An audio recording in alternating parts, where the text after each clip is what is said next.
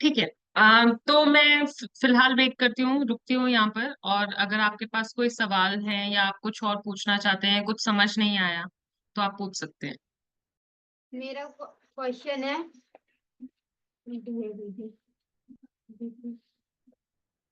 आप सुन पा रहे हो? जी जी बिल्कुल।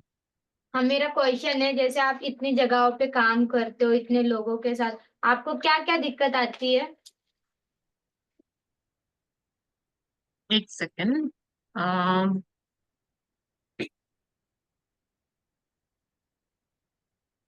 दिक्कत तो काफी आती है कुछ।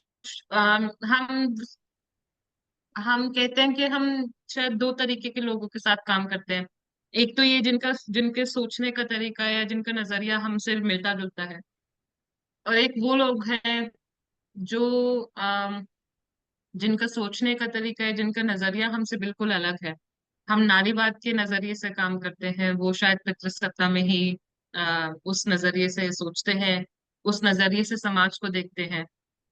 तो जब हम उनके साथ काम करते हैं, जहाँ हमारा थोड़ा सोचने का तरीका मिलता जुलता है, वहां पर हमें थोड़ा आसानी होती है।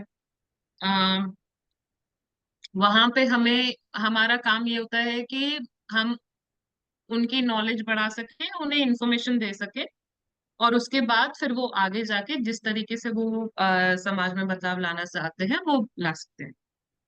जहाँ हमारा नजरिया एकदम मिलता जुलता नहीं है, वहां पे हमें काफी दिक्कत होती है, क्योंकि वहां पे कभी कभी क्या होता है कि लोग आपकी सुनेंगे लेकिन आपकी समझेंगे नहीं। या जैसे उन्हें दिखाई देगा, दिखाई देगा कि हाँ समाज में कुछ गलत हो रहा है, लेकिन उनका उस चीज को ठीक करने का नजरिया कुछ और होगा। जैसे कि अब हम न्यूज में देख रहे हैं कि कोलकाता का केस के बारे में बात हो रही है। तो उसके लिए काफी लोग कह रहे हैं कि death death penalty, capital punishment की ऐसी पनिशमेंट होनी चाहिए कि जिसने ये ऐसा काम किया है उसको मार दिया जाए। और हम समझते हैं कि उस तरीके की पनिशमेंट लाने के लिए या उस तरीके का पनिशमेंट लाने से कुछ बदलता नहीं है। हम देख चुके हैं। फिर ये बात आ जाती है कि किस केस को इतना मीडिया में दिखाया जाता है। उस बेसिस पे भी डिसाइड होता है कि कहाँ आपको ज्यादा पनिशमेंट मिलेगी, कहाँ आपको ज्यादा सजा मिलेगी, कहाँ आपको कम सजा मिलेगी। तो इस तरीके की बातें होती है, लेकिन हम मानते हैं कि ये जो हिंसा का जो प्रॉब्लम है हमारे समाज में, वो एक सजा के नजरिए से बिल्कुल ठीक नहीं होने वाला है। हम ये देख चुके हैं। और ये सिर्फ हम ही नहीं, सिर्फ वन फ्यूचर कलेक्टिव नहीं, कि कितने भी जितने भी लोग इसके ऊपर काम करते हैं वो सब यही मानते हैं कि अम, ज्यादा सख्त सजा से कुछ नहीं होने वाला, कुछ बदलाव नहीं आएगा। तो लोगों को ये समझाना कि जो ये हिंसा होती है वो क्यों होती है, वो हमारे घर से ही शुरू होती है, ये काफी मुश्किल होता है। कई बार लोग सुनना नहीं चाहते, कई बार लोग समझना नहीं चाहते। तो एक तो मैं कहूंगी कि ये हमारे लिए बहुत बड़ी नहीं, मतलब एक ये है। ये अगर आप उन लोगों के साथ काम करते हैं जिनका आपका सोचने का नजरिया मिलता जुलता नहीं है, वहां पर ऐसी दिक्कत आपको जरूर आएगी। दूसरा ये है, जैसा कि मैंने कहा, भाषा का। हम बात करते हैं अर्बन, तो हम ज्यादातर दिल्ली, बैंगलोर और मुंबई के लोगों के साथ काम करते हैं, और वहीं पर हमारी टीम है। जैसे मैं दिल्ली से हूँ, तो मेरे कुछ साथी हैं जो बैंगलोर में है, कुछ साथी हैं जो मुंबई में है। और हमारे अम, क्योंकि हमारी टीम में रीजनल हिंदी है, हिंदी में लोग बात कर सकते हैं। मराठी में भी थोड़ा बहुत लोग बात कर सकते हैं, लेकिन शायद बैंगलोर में हम बाकी लोगों के साथ बात नहीं कर सकते जहाँ इंग्लिश ना समझ आए। तो कुछ ऐसे, ये हमारा रिसोर्स लिमिटेशन है। हम जितना हमारे पास टाइम है, जितना हमारे पास रिसोर्सेज है, उसके लिए फिलहाल हम इंग्लिश में ही उन्हीं लोगों के साथ काम कर पाते हैं जो इंग्लिश समझ पाते हैं। लेकिन हम ये चाहते हैं कि हम आगे जाकर अपने भाषाओं का वो भी बढ़ा सके। हमारी टीम में भी ऐसे लोग आए जो अलग अलग भाषा में बात कर सकते हैं, लिख सकते हैं, पढ़ सकते हैं, ताकि हम आगे जा बाहर भी बाकी लोगों के साथ भी जुड़ सके, है ना। क्योंकि इंग्लिश वाले तो सिर्फ क्योंकि समाज में बदलाव लाना सिर्फ उन्हीं का वो तो बिल्कुल नहीं, ऐसा तो नहीं बोल सकते कि जिनको इंग्लिश आती है सिर्फ वही समाज में बदलाव ला सकते हैं। तो एक तो ये दिक्कत आ गई। दूसरा ये कि कभी कभी लगता है कि आप इतना काम कर रहे हैं लेकिन कुछ बदलाव आ नहीं रहा है। एक, हाँ, एक हम दो दो टर्म्स हम यूज करते हैं। एक हम बोलते हैं सर्विस सर्विस प्रोविजन और सर्विस डिलीवरी, जिसमें हम ये कहते हैं कि जैसे कई कई संस्थाएं होती हैं जो अम, जो पैसे इकट्ठे करके मतलब फंड्स रेज करके खाना पहुंचाती हैं लोगों तक। और एक होता है राइट्स बेस्ड वर्क, जो कहते हैं कि उन उसमें क्या होता है कि बदलाव लाने में बहुत टाइम लगेगा। कुछ चीजें आप आज से, जैसे हम पिछले 6-7 साल की बात कर रहे हैं, कुछ कुछ चीजें बदली हैं, लेकिन हमने ये भी देखा कि उन 6-7 सालों में कोविड आ गया, और कोविड की वजह से क्या जो बदला था वो वापस चला गया वैसे। तो राइट्स बेस्ड वर्क में ये होता है कि टाइम काफी ज्यादा लगता है। तो ये समझना कि आप जो जो काम आज मैं कर रही हूँ उसका फल मेरे मेरे बाद वाले लोगों को मिलेगा, मुझे नहीं मिलेगा। तो जैसे मेरे आसपास अगर बच्चे हैं, तो ये समझना कि आज जो मैं काम कर रही हूँ उसका फल मुझे नहीं मिलेगा, उसका फल उन्हें मिलेगा। एक ये समझना। दूसरा ये कि कभी कभी लगता है कि सिर्फ आप ही काम कर रहे हैं, सिर्फ आप ही समाज को बदलने की कोशिश कर रहे हैं, इसीलिए हमने बोला कि एक कम्युनिटी बनाना बहुत जरूरी है। जैसे कि आप लोग ने कहा ना कि घर वालों के साथ बात करके अच्छा लगता है, लेकिन उनका क्या, जिनकी घर वालों से बनती नहीं है, वो शायद दोस्तों से बात करके। और उनका क्या कि फिर कभी कभी क्या होता है कि जैसे जो बचपन के दोस्त होते हैं, हम एक साथ बड़े होते हैं, लेकिन फिर हम देखते हैं कि मेरी सोच कुछ और है, उनकी सोच कुछ और है। तो उन लोगों के साथ जुड़ना जहाँ पे हमारी सोच मिलती हो, इसीलिए हमारा कम्युनिटी बिल्डिंग का जो काम है, जितने भी मैंने प्रोग्राम्स बताए जहाँ पे हम युवाओं के साथ काम करते हैं, वहां पे हमारा एक इम्पोर्टेंट पार्ट जो है वो ये होता है कि किस तरीके से लोगों को भी एक साथ, एक दूसरे के साथ जोड़ा जा सके। क्योंकि जब हम ये ऐसा काम करते हैं तो ऐसे कई बार लगता है कि हम बस अकेले ही हैं, हम ही काम कर रहे हैं और कोई कर नहीं रहा है। तो इस चीज को थोड़ा ध्यान में रखते हुए हम कम्युनिटी बिल्डिंग की के ऊपर भी फोकस करते हैं।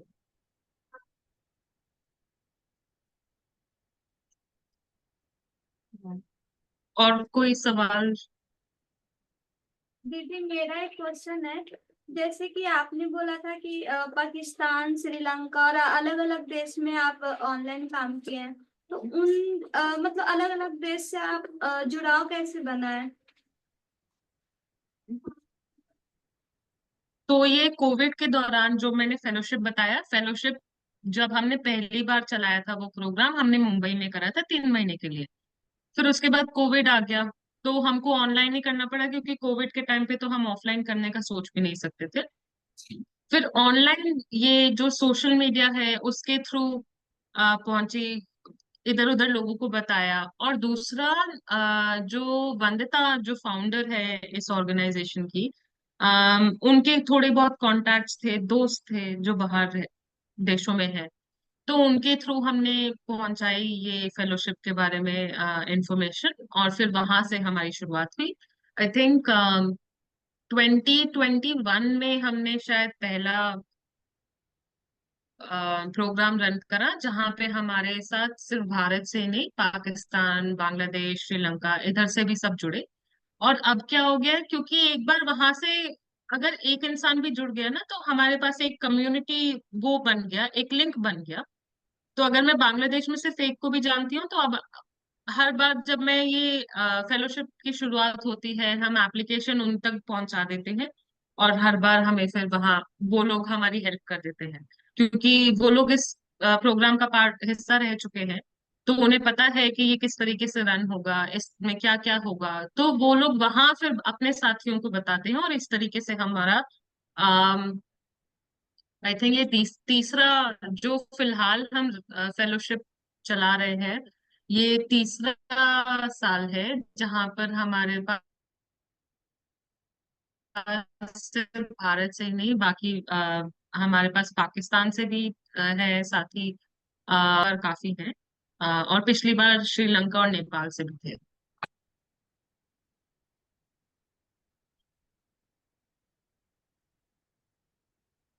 Thank you. जैसे आपने बोला हेल्पलाइन के लिए आपसे बात कर सकते हो, उसका कोई नंबर है? हाँ, मैं मैं हेल्पलाइन का आपको दिखा देती हूँ नंबर, आप लिख लीजिए। एक सेकेंड, हाँ। दीदी, और मैनेज कौन करता है, मतलब कॉल पे कौन बात करता है मतलब? तो हेल्पलाइन टीम में मैं हूँ और मेरे साथ एक और साथी है, और हम लोग वॉलेंटियर्स लाते हैं जो कि कम से कम अपना 2 घंटा हेल्पलाइन पर दे सके। और दो इसका मतलब ये है कि 2 घंटा थोड़ी शांति हो, और जहां अगर कॉल आए तो वो बात कर सके डायरेक्टली। दीदी रिपीट कीजिएगा, समझ नहीं आया दीदी। रुका दीदी, प्रॉब्लम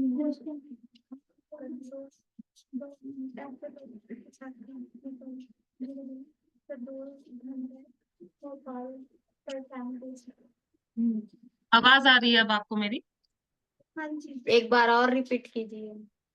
हाँ, मैं कह रही थी कि हेल्पलाइन टीम में मैं हूँ और मेरी साथी है, और हम लोग वॉलंटियर्स के साथ काम करते हैं जो कि कम से कम अपना 2 घंटा हेल्पलाइन को दे सके।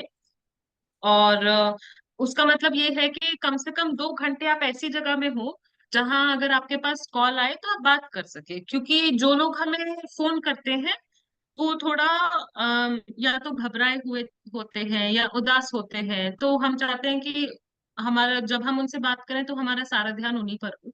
इसलिए कम से कम 2 घंटा हम मांगते हैं अपने वॉलंटियर्स का। और जब हम वॉलंटियर्स के साथ जुड़ते हैं तो हम उन्हें ट्रेनिंग देते हैं थोड़ी बहुत, कि किस तरीके से बात की जाए और किस तरीके से जवाब दिया जाए, या किस तरीके से सिचुएशन हैंडल करी जाए। मैं नंबर चैट में डाल रही हूँ Muskan, if you can share that with everyone, I will also send you a WhatsApp message. और वो जो आप ट्रेनिंग देते हैं उनको, वो ऑनलाइन देते हैं या ऑफलाइन देते हैं? हमारा ट्रेनिंग जो है वो ऑनलाइन रहता है, क्योंकि हमारे साथ जो वॉलंटियर्स जुड़ते हैं वो कहीं से भी, जरूरी नहीं है कि आप दिल्ली के वॉलंटियर्स हों, या जरूरी नहीं है कि आप मुंबई के वॉलंटियर्स हों, आप किसी भी जगह से वो हो सकते हैं। तो हमारा ये ट्रेनिंग सारा ऑनलाइन रहता है, और हमारा हेल्पलाइन का काम भी ऑनलाइन रहता है। इसका मतलब ये है कि अ, जहां आप हैं, अगर आपके पास मोबाइल फोन है और आप वॉलंटियर करना चाहते हैं तो हम अ, आपको ट्रेनिंग दे सकते हैं ऑनलाइन, और आप हमारे साथ हेल्पलाइन पर जुड़ सकते तो दीदी, अभी तक आप कितने लोगों से बात किए हैं और उनका प्रॉब्लम सॉल्व हो चुका है? हैं। मैं हम लोग पिछ अगस्त के महीने में हमने टोटल 350 लोगों से बात करी थी। प्रॉब्लम सॉल्व हुआ कि नहीं, ये तो बिल्कुल मैं नहीं कहूंगी, क्योंकि कई बार क्या होता है कि प्रॉब्लम ऐसा होता है कि सॉल्व हो ही नहीं सकता है। कई बार होता है कि बस उन्हें थोड़ी बात करनी है, आज अच्छा नहीं लग रहा तो आज कॉल कर लिया, 2 दिन बाद अगर फिर अच्छा नहीं लगेगा तो आप फिर से हमें फोन करिए। ये चलता रहता है। कई बार हमें लोग बार बार हर दिन फोन करते हैं, तो हमारा जो हेल्पलाइन है वो सुबह 10 से लेके शाम को 6 बजे तक अवेलेबल रहता है, मंडे टू फ्राइडे, मतलब पूरा 5 दिन, हफ्ते के 5 दिन, सुबह 10 बजे से लेके शाम को 6 बजे तक। और हमने अगस्त के महीने में 350 लोगों से बात करी थी। और अगर मैं ये हेल्पलाइन हमने शुरू किया फिर से इस साल मार्च में, और 1000 से ऊपर लोग हो चुके हैं जो हमें कॉल कर चुके हैं। तो ये मुझे याद है कि अगस्त में हमने टोटल 366, तो 350 से भी ज्यादा लोगों से हमने बात करी थी। दीदी, जैसे ये होता है ना कि अगर कोई हमें प्रॉब्लम सुनाता है तो कई बार हमें उनका सॉल्यूशन नहीं पता चलता कि क्या हो सकता है। तो उस टाइम कैसे क्या करते होंगे आप लोग? हाँ, तो हम हेल्पलाइन के बारे में जब हम बात करते हैं ना, हम ये बोलते हैं कि हम आपको सोल्यूशन नहीं देंगे, किसी भी मानसिक स्वास्थ्य डॉक्टर के पास आप जाएंगे, वो आपको सोल्यूशन नहीं देगा। उनका भी काम यही, मैंने भी इस चीज की पढ़ाई की हुई है, तो मैं जब पढ़ रही थी, मैं जब कॉलेज में थी, तो मैंने इसी के बारे में पढ़ाई करी है। और हमारा काम कभी भी सोल्यूशन देना नहीं होता, क्योंकि हम आपको ये नहीं बोल सकते कि आप ऐसे कर लीजिए सब ठीक हो जाएगा। है ना? हो सकता है जैसे खुशी हमें 2 सेकंड के लिए महसूस होती है, वैसे ही दुख भी हमें 2 सेकंड के लिए महसूस होता है, और फिर हर चीज ऐसे ही होता है।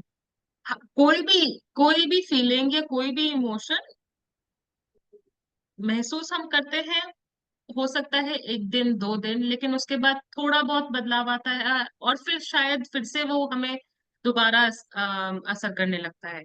तो हम ये नहीं बोलते कि हमारे पास सोल्यूशन है हर प्रॉब्लम का, हम ये बोलते हैं कि कभी कभी लोगों को ये भी होता है ना कि उनके पास कोई बात करने के लिए नहीं है, या उनके पास कोई सुनने के लिए नहीं है।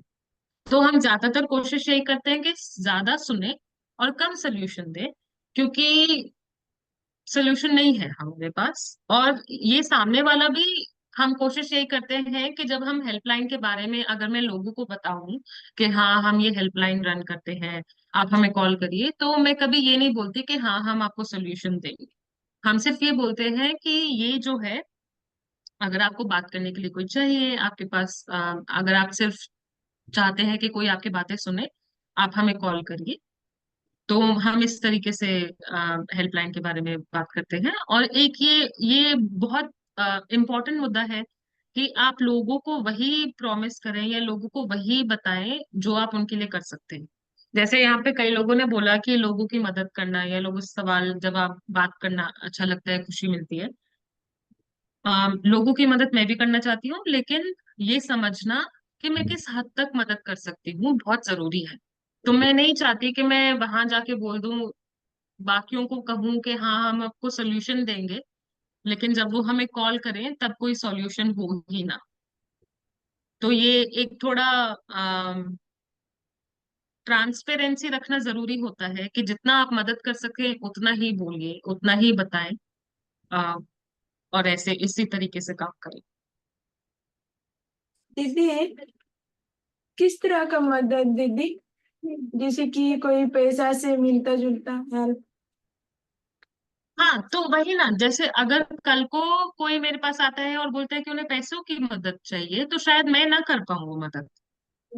तो मैं बाहर जाके कभी किसी को नहीं बोलूंगी कि हाँ मैं आपको आपके पैसों के मामले में मदद कर पाऊंगी, क्योंकि अगर पैसा मेरे पास ही नहीं तो मैं आपकी मदद कैसे करूँ, है ना? तो ये बैलेंस बना के रखना चाहिए कि अगर आप एक दोस्त को भी बोलते हैं कि ठीक है अगर कोई प्रॉब्लम हो गई तो आ जाना मेरे पास, लेकिन कई बार हमें ये भी दिखता है कि हम वो नहीं कर पाते, हम पूरे तरीके से मदद नहीं कर पाते। तो ये जरूरी है कि हम ये समझें कि मैं कितनी मदद कर सकती हूँ और उतनी ही मदद कर। आप जैसे एक जो आप लोगों ने मुझसे सवाल पूछा कि जब हम ये लोग इतने लोगों के साथ काम करते हैं तो क्या क्या दिक्कत आती है। एक दिक्कत ये भी आती है कि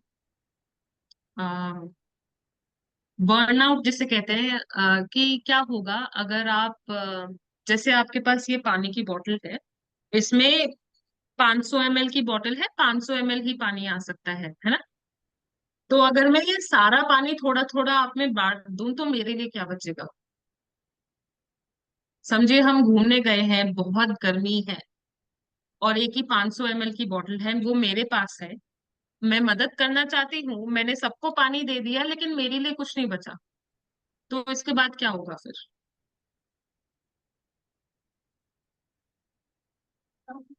आपकी प्यास नहीं बुझेगी फिर। मेरी प्यास नहीं बुझेगी, बहुत गर्मी है तो मेरी तबीयत खराब होगी। और अगर मेरी और आप ये सोचिए कि मेरी रिस्पॉन्सिबिलिटी है, मेरे ऊपर है कि ये पानी मैं हमेशा भर के रखूं। अगर मेरी ही तबीयत खराब हो गई तो मैं पानी कहाँ से ढूंढ के लाऊंगी? हम्म। तो इसका मतलब मेरी तो तबीयत खराब हो गई, थोड़ा थोड़ा पानी मैंने आप में बांट दिया, लेकिन उसके बाद मेरे पास पानी नहीं बचेगा और आपके पास आपको भी पानी नहीं मिलेगा। तो ये समझना बहुत जरूरी है कि जब हम लोगों की मदद भी कर रहे हैं तो थोड़ा थोड़ा हमें अपने लिए भी रखना पड़ेगा। क्योंकि अगर हम खुद ठीक नहीं होंगे, हमारी खुद की तबीयत ठीक नहीं रहेगी, चाहे वो शारीरिक हो या मानसिक हो, हम बाकियों की हेल्प कैसे करेंगे? हम एक दूसरे की हेल्प कैसे करेंगे? ये हम घर में अपने घरों में देखते हैं कि जब मम्मी की तबीयत खराब होती है तो उनसे ये वो है कि ये हर घर में ऐसा ही होता है कि अगर एक औरत की तबीयत भी खराब है लेकिन वो औरत काम करे ही जा रही है।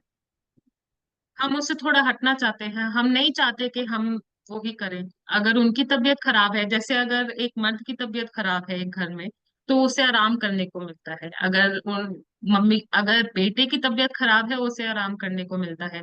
लेकिन अगर मम्मी की तबीयत खराब है, एक औरत की तबीयत खराब है, तो वो काम करे जा रही है। आप कोविड ले लीजिए, कोविड में लोग घर पे बैठ गए तो सबसे ज्यादा काम किसने किया? औरतों ने।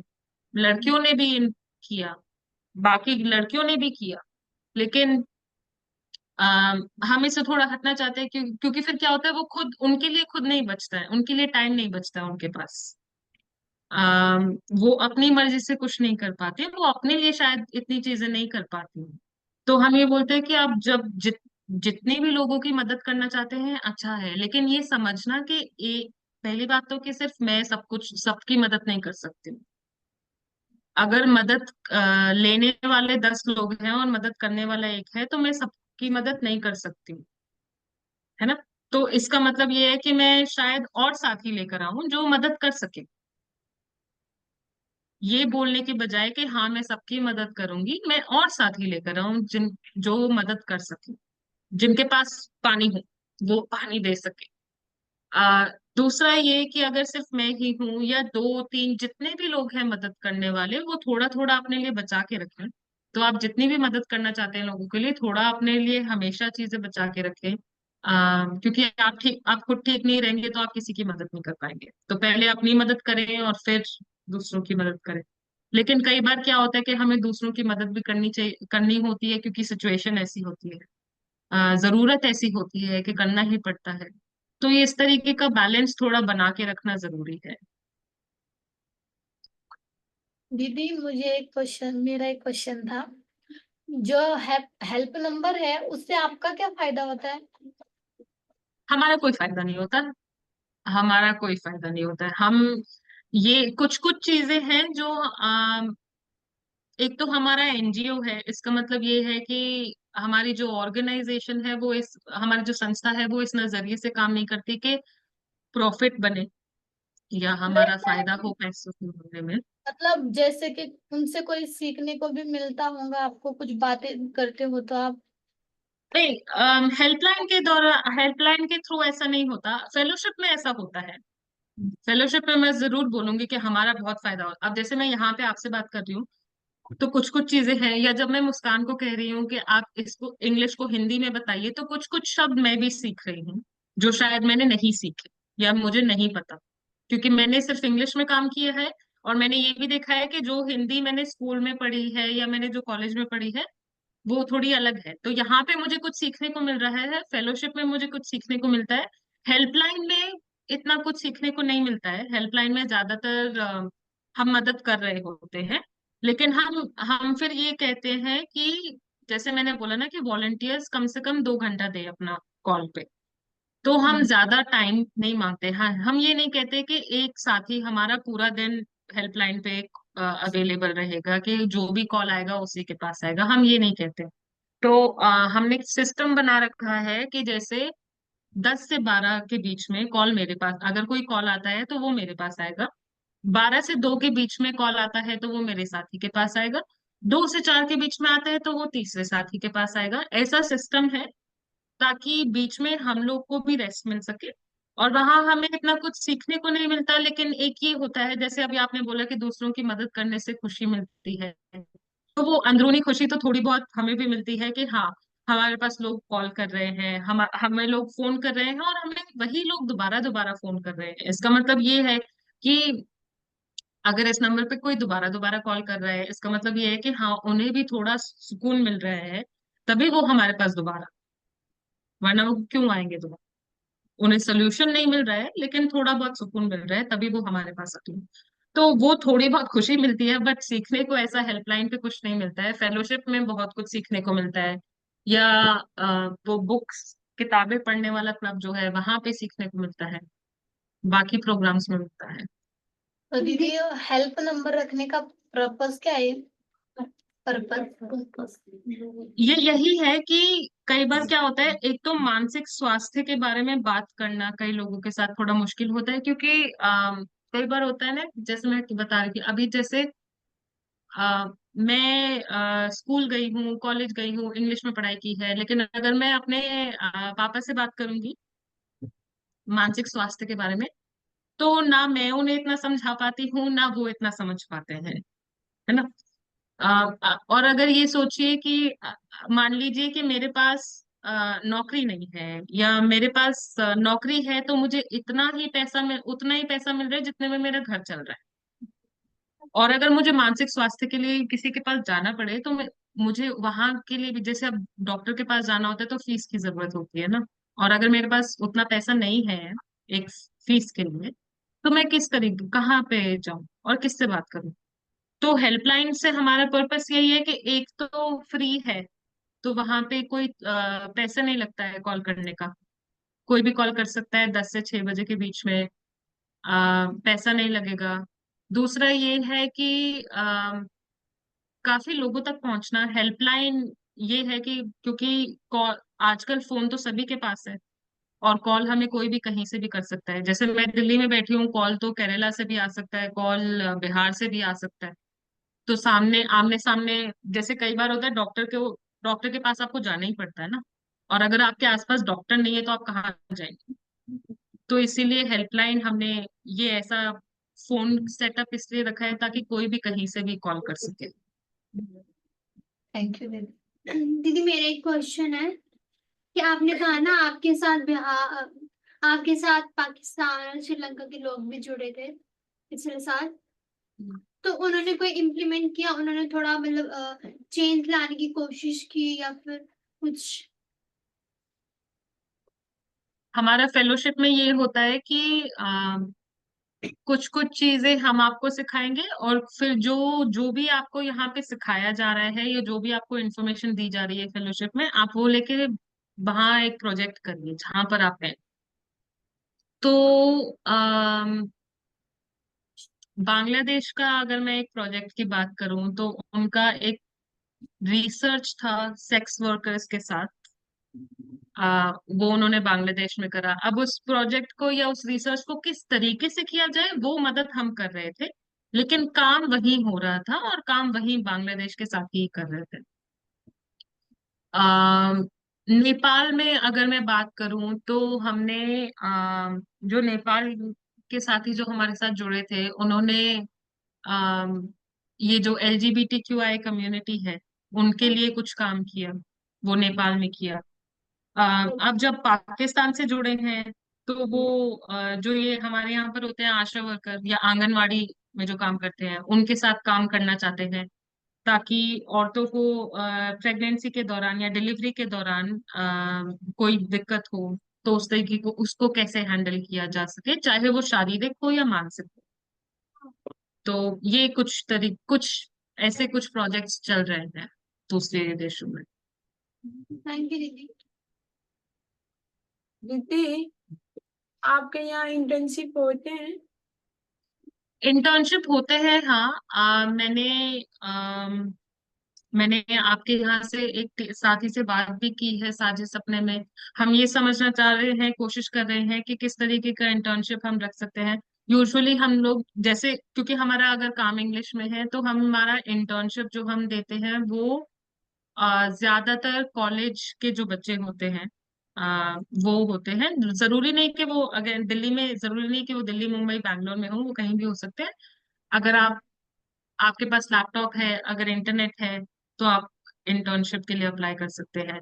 बाकी हम अपने साझे के साथ हम कोशिश कर रहे हैं कि किस एक ऐसा इंटर्नशिप सेटअप करने का, ताकि आप भी कुछ काम सीख पाए, आप भी कुछ काम कर पाए, और संस्था में ऐसा हो कि आपको भी कुछ सीखने को मिले, दोनों तरफ संस्था भी सीख सके।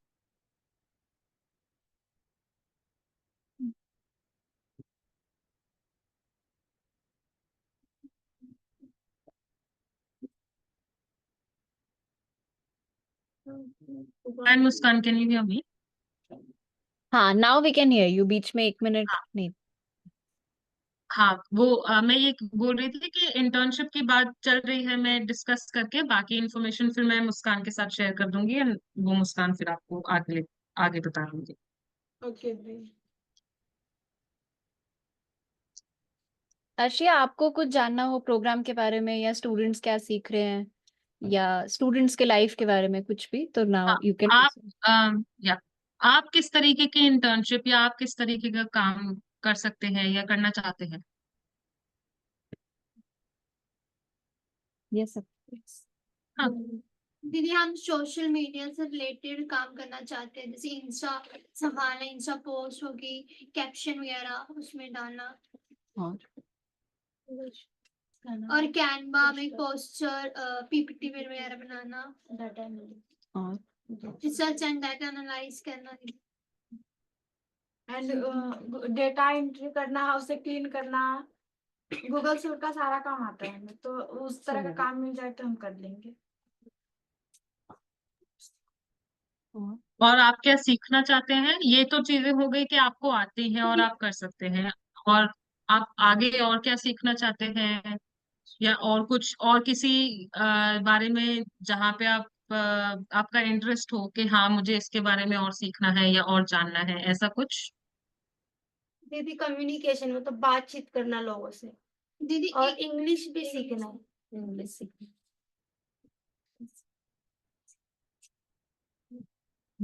और दीदी हम भी चाहते हैं ना कि हम अपने मतलब एरिया में बदलाव लाए, मतलब लड़कियों के प्रति, क्योंकि लड़कियां मतलब ज्यादा पढ़ नहीं पाती, उनको मौका नहीं दिया जाता है ना हमारे यहाँ पे, तो हम भी चाहते हैं कि बदलाव आए, तो हम इसमें काम करना चाहते हैं, सीखना चाहते हैं।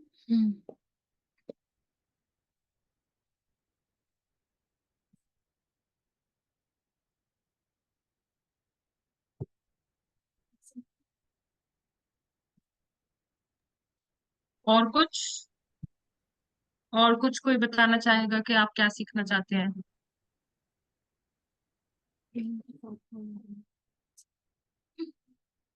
दीदी, टीम के साथ काम करना, और जैसे आप इतने सारे मतलब काम करते हो, उनको कैसे मैनेज करते हो, वो मैनेज करना।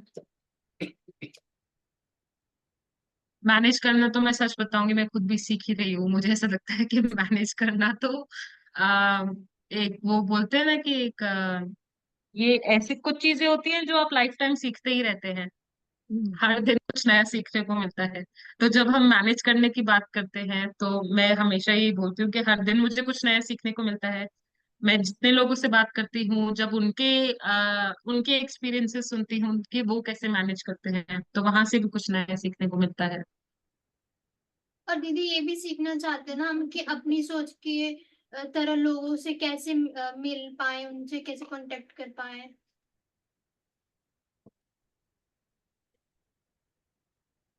अपनी, ठीक है, तो आप जो भी बता रहे हैं मैं नोट कर रही हूँ, अपने दिमाग में रख रही हूँ कि जिस तरीके की भी हम इंटर्नशिप डिजाइन करें, हम कोशिश यही करें कि ये सब चीजें हम कवर कर पाए। लेकिन हो सकता है कि कुछ चीजें होंगी जो शायद हम ना कर पाए, तो मैं ये भी बोलूंगी। मैं ये नहीं बोलूंगी कि हाँ हम सब कुछ सिखा पाएंगे या सब कुछ आप एक बार में सीख जाएंगे, ऐसा भी नहीं होगा।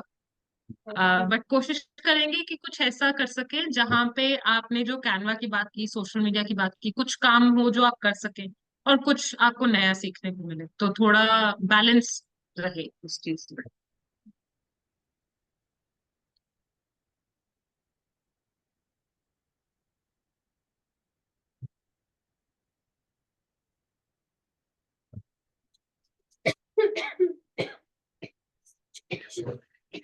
दीदी और कुछ जानना है? और दीदी मतलब सोचने की क्षमता, जैसे हम ज्यादातर सोच नहीं पाते ना, मतलब किसी भी चीज के बारे में, तो वो सोचने की क्षमता, बढ़ानी ये है भी। हमें। कुछ कुछ चीजें तो ऐसा होता है कि जब आप शुरू करते हैं कोई भी चीज, तब उसके बारे में आप ज्यादा सोचते हैं, ज्यादा समझते हैं। तो जैसे अगर मैं इंग्लिश सीखने की बात करूँ, वो होता है कि हाँ हमें कोई आके सिखा दे, हम सीख जाएंगे। लेकिन अगर ये सोचने की क्षमता, ये मैनेज करने का कुछ कुछ चीजें जो बोलते हैं ना कि हम एक उम्र के साथ और एक अपना एक्सपीरियंस के साथ ही आता है। उम्र का तो मैं नहीं बोलूंगी, क्योंकि जरूरी नहीं है कि हर किसी का एज और एक्सपीरियंस मैच करे, बट वही है कि जितना हम लोगों से बात करेंगे, जितना हम लोगों के साथ जुड़ेंगे, उतना ही हमें सीखने को मिलेगा और उतनी हमारी खुद की क्षमता बढ़ती है। खुद की क्षमता चीजों को समझने की, चीजों के बारे में सोचने की।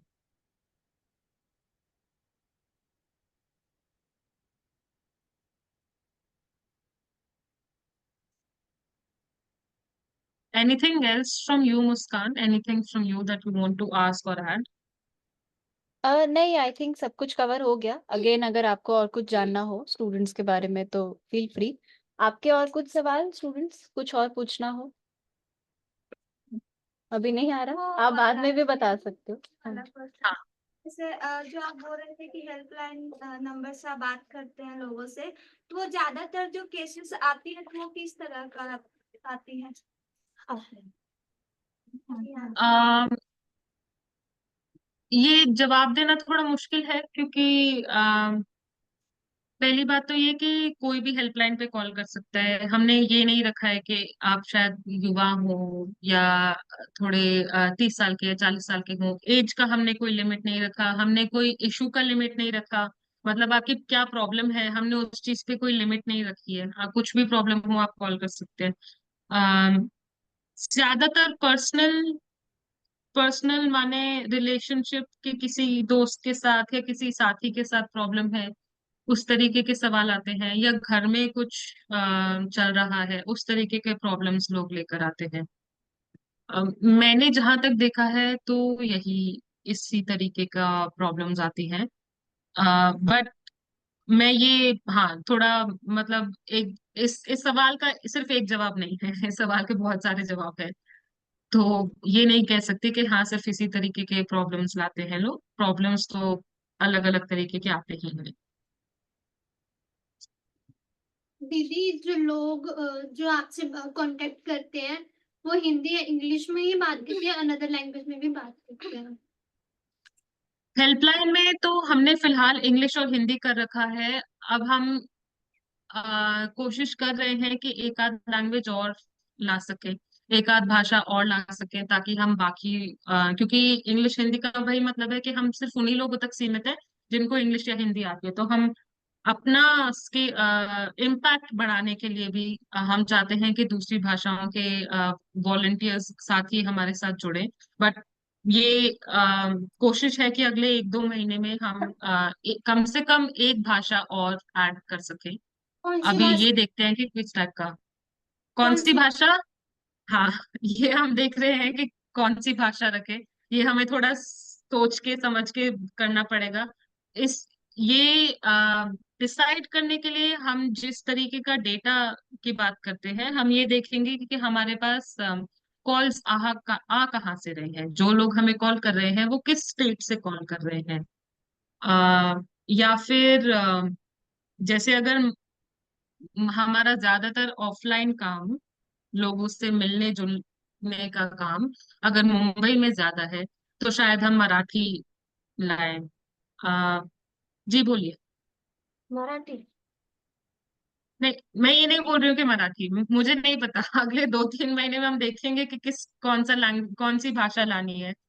बट फिलहाल मैं सिर्फ एक एग्जांपल दे रही हूँ कि ये इस सवाल का जवाब देने के लिए कुछ कुछ चीजें हमें देखनी पड़ती हैं कि हमारे पास कॉल्स कहाँ से आ रही हैं। जैसे अभी केरला में फ्लड्स आए थे, तो वहां पे हमने देखा कि इस चीज की जरूरत थी। तो हमने कोशिश करी कि हम वो वॉलंटियर्स ला सके जो मलयालम में बात कर सके। हुआ नहीं, जुड़ नहीं पाए हम उन साथियों के साथ। बट इस तरीके का भी हम देखते हैं कि कहाँ पर ज्यादा जरूरत है, और फिर उसी हिसाब से हम डिसाइड करते हैं कि हमें कौन सी भाषा और ऐड करनी है helpline. Muskan, I know that the meeting is also about to end, less than 1 minute left.